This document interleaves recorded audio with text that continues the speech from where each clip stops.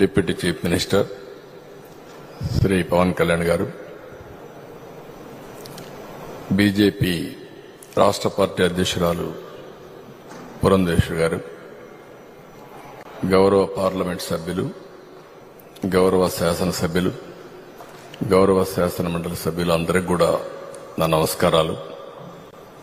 మొత్తం ఎన్డీఏ మెంబర్స్కి అందరికీ మరొక్కసారి మనస్ఫూర్తిగా అభినందనలు, నమస్కారాలు. ఇప్పుడు పవన్ కళ్యాణ్ గారు మాట్లాడినప్పుడు నాకు గత చరిత్ర జ్ఞాపకం వస్తా ఉంది. 100 రోజుల పొరుపు.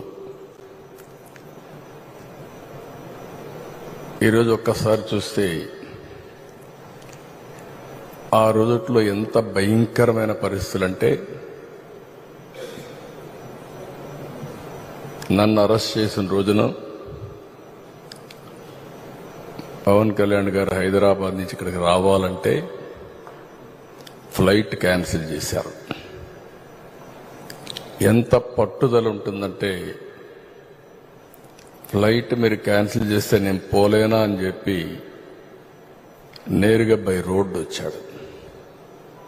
రోడ్లో వస్తే నందిగామలో మొత్తం రోడ్డు అంతా బ్లాక్ చేసి పక్కన తిరిగినా రానియకుండా చేస్తే రోడ్డు మీదనే పడుకొని ధర్నా చేశాడు.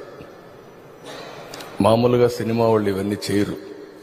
సినిమా వాళ్ళు ఏదైనా చేస్తే షూటింగ్లో చేస్తారు తప్ప నిజ జీవితంలో చేయరు.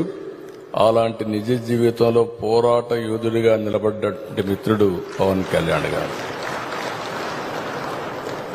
నేను ఈరోజు కూడా చూస్తున్నాను, రాజకీయాల్లో ఒక ఆశయం కోసం వచ్చాడు. 2014 నాకు బాగా జ్ఞాపకం. తెలుగుదేశం బీజేపీ పొత్తు పెట్టుకున్నాం. పొత్తు పెట్టుకున్న సందర్భంలో పోటీ చేయకుండా ఎన్డీఏ గెలవాలి, ఇప్పుడు నేను పోటీ చేస్తే ప్రభుత్వ వ్యతిరేక ఓటు చీలుతుంది కాబట్టి చీలకూడదని నిర్ణయం తీసుకుని ఆ రోజు పోటీ చేయకుండా అందరి అభ్యర్థుల కోసం పనిచేసిన వ్యక్తి పవన్ కళ్యాణ్ గారు. నేను ఎప్పుడూ మరిచిపోలేనది. నేను జైల్లో ఉన్నాను. జైలుకు వచ్చాడు. వచ్చినప్పుడు మాట్లాడాడు, చూశారు. అన్నీ ఆలోచించిన తర్వాత బయటెళ్ళి కష్టకాలంలో ఉన్నప్పుడు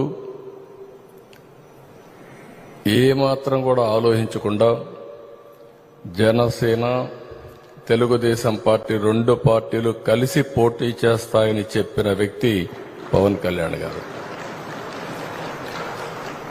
అప్పటికి వాస్తవంగా ఆలోచిస్తే బీజేపీతో పొత్తులో ఉన్నారు. మళ్ళా అక్కడ ఒక మాట చెప్పాడు, నేను బీజేపీతో పొత్తుంది, వ్యతిరేక ఓటు చేయడానికి వీలు లేదు, కాబట్టి పొత్తు మాత్రం తెలుగుదేశంతో ఉంటుంది, బీజేపీని కూడా ఒప్పించి అలయన్స్ లేకి తెస్తామని చెప్పిన వ్యక్తి పవన్ కళ్యాణ్ గారు.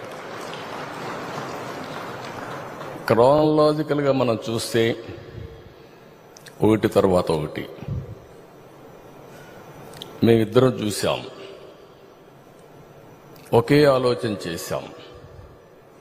ప్రజలు గెలవాలి, రాష్ట్రాన్ని మళ్లీ పునర్నిర్మాణం చేయాలి, ఒకే ఆబ్జెక్టివ్. సీట్ల విషయంలో కానీ మీటింగ్ల విషయంలో కానీ ఎక్కడ చిన్న కమ్యూనికేషన్ గ్యాప్ లేకుండా పనిచేశాం. నేను ఈ సందర్భంగా బీజేపీ పార్టీని, పురంధేశ్వరి గారిని కూడా మనస్ఫూర్తిగా అభినందిస్తున్నా. ఎందుకంటే వారు కూడా ఈ అలయన్స్ రావడానికి ప్రధానంగా కృషి చేశారు. వేరే వాళ్ళు పార్టీ అధ్యక్షులుగా ఉంటే ఏమయ్యేదో నాకు తెలియదు, కానీ వారు కూడా ఏ విధంగా వర్కౌట్ చేయాలో వర్కౌట్ చేశారు. కేంద్ర నాయకత్వం కూడా ఈ విషయంలో మీరు గుర్తుపెట్టుకోవాలి. నేను పవన్ కళ్యాణ్ గారు ఒక అగ్రిమెంట్కి వచ్చాం. మేము ఇక్కడ ఒక ప్రెస్ కాన్ఫరెన్స్ పెట్టాం. పెట్టి ఎవరెవరు ఎన్ని సీట్లు పోటీ చేస్తాం చెప్పేశాం. కేంద్రం ఒకసారి మాట్లాడాలంటే కేంద్ర నాయకత్వం బీజేపీ, నేను ఆయన ఇద్దరం ఢిల్లీకి వెళ్ళాం. పోయినప్పుడు వాడు మాట్లాడినప్పుడు ఒకే మాట చెప్పారు, అందరం కలిసి పోటీ చేస్తే బాగుంటుంది, అందరం కలిసి చేద్దామని అమిత్ షా గారు, నడ్డా గారు ప్రపోజల్స్ పెట్టినప్పుడు మేమిద్దరం కూడా ఒకే అభిప్రాయానికి వచ్చాం.